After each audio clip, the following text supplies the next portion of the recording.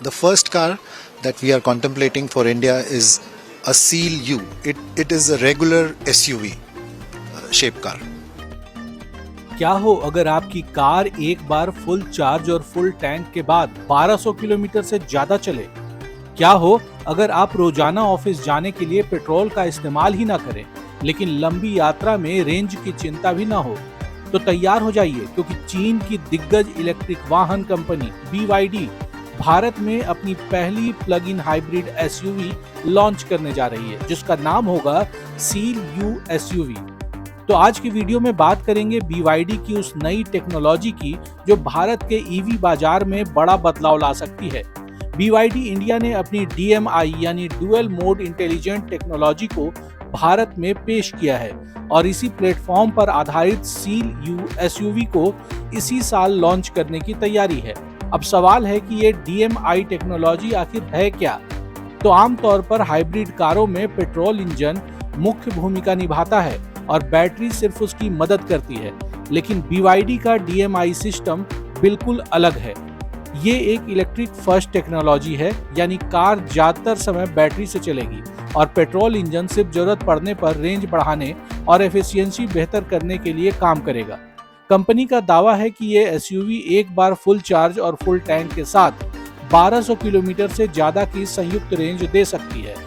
BYD India के मुताबिक अगर कोई व्यक्ति रोजाना लगभग 50 किलोमीटर ड्राइव करता है और घर या ऑफिस में चार्जिंग की सुविधा है, तो वह लंबे समय तक लगभग पूरी तरह इलेक्ट्रिक मोड में ही कार चला सकता है।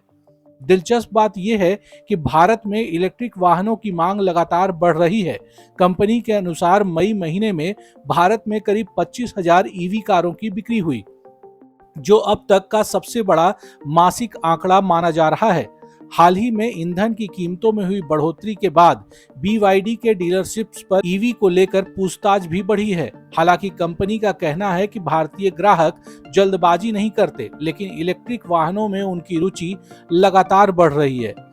We invented this technology, we popularized this technology, and through this technology we brought in electrification as our final goal. So we are extremely proud that we will be able to introduce this in India very soon.